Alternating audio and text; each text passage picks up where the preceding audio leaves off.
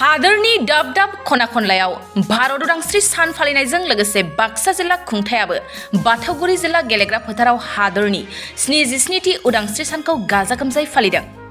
दिनै 15 आगस्ट। दिनैनि सानावनो ब्रिटिशआ 1947 मायथाइनि 15 आगस्टआव गान्धीजीनि अहिंसाया भाबै सोमावसारनायखौ मान होनानै भारत हादरखौ उदांस्रि होनो गोनां जादोंमोन। बे उदांस्रि सानखौ हादोर आरो रायजोनि गुबुन गुबुन जिल्लाफ्राव फालिनाय बादिनो बाक्सा जिल्ला खुंथायाबो बायदि मेहेरगोनां हाबाफारिजों लानानै जिल्ला गेलेग्रा फोथाराव गाजा गोमजायै फालिनायखौ नुनो मोनो। बे उदांस्रि सान फालिनायनि हाबाफारि बायदि हादरनि गोथार फिरफिलाखौ बिरहोयो बाक्सा जिल्लानि जिल्ला बेंगिरि मासान्दा मेगदालिन पार्टिन बिथाङा। बे फालिनाय हाबाफारियाव पेरेड दिन्थिफुङो पुलिस रैखाथि हान्जानि फायखिफोर, एनसिसिनि फायखिफोरजों लोगोसे आरो गासै गं 20 फरायसालिनि फरायसाफ्राबो आरो हाबाफारिखौ मेहेरगोनाङै खुंफुंलाङो।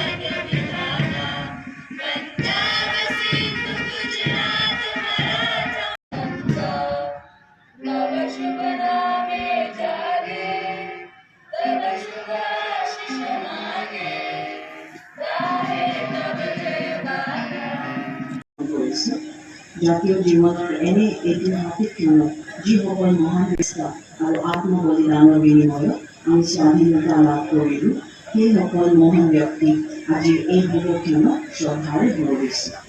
মহামানৱ মহাত্মা গান্ধীৰ নেতৃত্বত চলা স্বাধীনতা আন্দোলনৰ ফলশ্ৰুতিত দেশে স্বাধীনতা লাভ কৰিছিল 1947 চনৰ 15 আগষ্টত।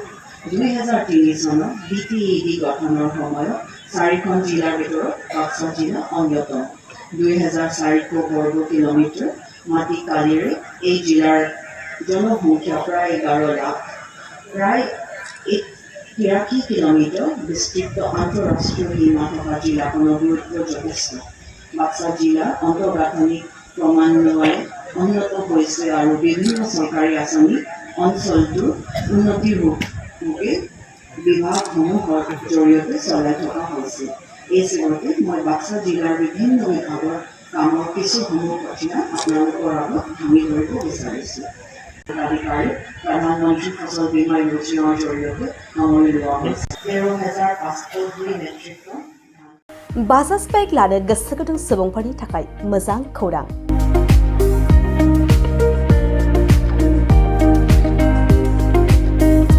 क'क्राझार जिल्लानि सेरफांगुरियाव थानाय पंका एन्टारप्राइज बाजाज श'रुमआ इन्डिपेन्डेन्स डेनि स्पेशल अफारखौ लानानै फैदों।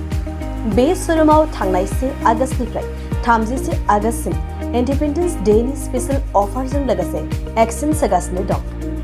बायग्रा सुबुंफ्रा एसेल' बिबांनि रां होग्रोनानै प्लेटिनियानि गासैबो बाजाज सिटीनि गासैबो मडेल आरो पालसार 125नि गासैबो मडेलफोरनि बाइकखौ RC इन्सुरेन्स लाफानानै 10,999 रां बेसेनावनो लवेस्ट डाउन पेमेन्ट होनानै बाइक लानो हागोन।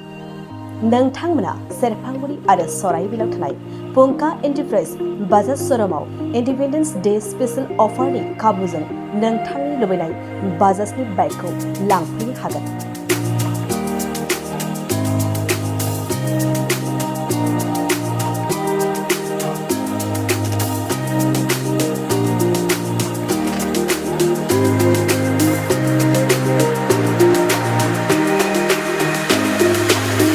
खाबुफोरा जादों 5 लिटार पेट्रल फ्री, गंसे हेलमेट फ्री। बाइक बायगिरिफोरनो 1,000 रां केशबेक हरफिननाय जागोन।